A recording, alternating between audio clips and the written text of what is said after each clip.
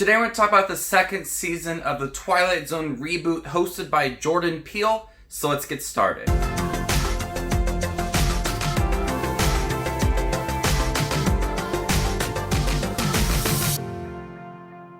Hey everybody, my name is Justin. I love to watch movies. If you guys love to watch movies too, you guys are in the right spot. Make sure to subscribe button down below and click that bell notification for more up and coming videos.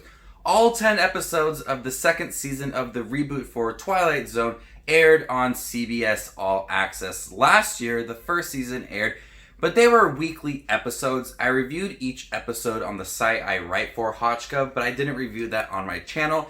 I actually like to watch shows in one sitting. So I got to sit down the other day and just watch all 10 episodes of the second season. That's just how I prefer to watch episodes of TV shows. I don't care much to just sit down each week and review it, but so I'm actually excited that I get to talk about this in a season with the time that it did air. The first season of the Twilight Zone reboot had a theme of current issues in the world. There was episodes about gender and race and politics as well.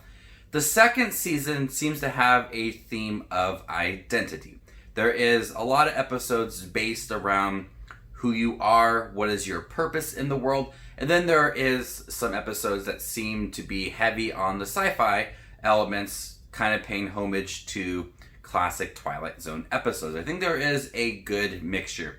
But unfortunately, there are less episodes I cared about than episodes I did like. My favorite episodes were episode 3, 8, 9, and 10. Everything else, 1, 2, 4, 5, 6, 7, all felt very predictable and very cliched and things that just had so much potential to be a really good episode, but just did not reach that. There were so many episodes that I found like I could see the twist coming far away.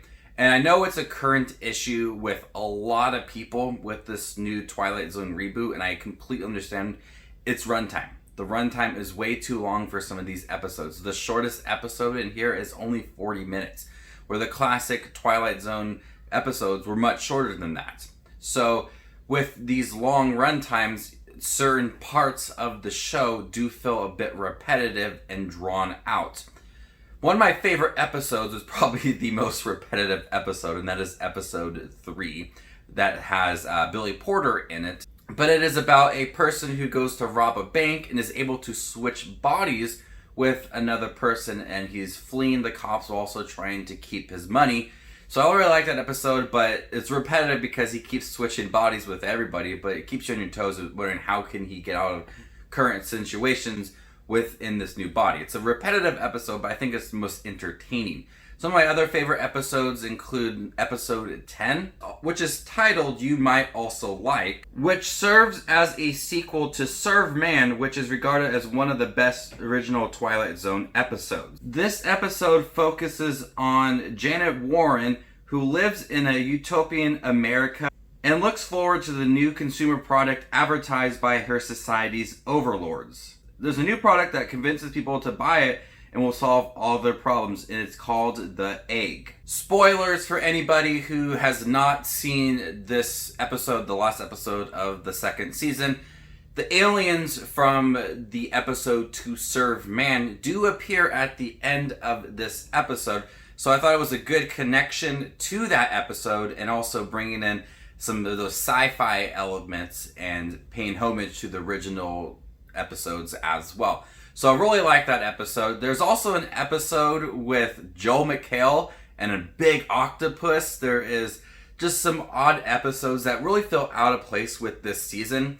It's not as gripping or captivating as the first season. I feel like the first season not only had much bigger names than this season, but some of the stories I found to be more gripping and way more interesting than the second season. Like I said, I like 3, 8, 9, and 10. So 4 episodes out of the 10 episodes I found to be really fascinating. The other ones just did not strike me, and I just did not find to be interesting at all. Jordan Peele is once again a really good host. He's a good narrator. I like when he starts to talk about the Twilight Zone and leading into his opening monologue and then the end as well. I think he is perfect. It's so odd to me that he did star in Key and Peele and then went on to direct 2 good horror films and then do this as well. He's got a knack for narrating and hosting, but he's also good with the horror elements as well. I think he works well with this show. He's an awesome host. Another great episode, Small Town, that stars Damon Wayans Jr. as a man who discovers this small town with this little replica of his town. Anything that he does to it happens in real life. So if you put a spider on this town, a big spider would appear outside on the streets. That was a pretty clever story, and I like to see kind of the progression of it as well in the character and what he could do and how it kind of like took over and the different things that he was doing.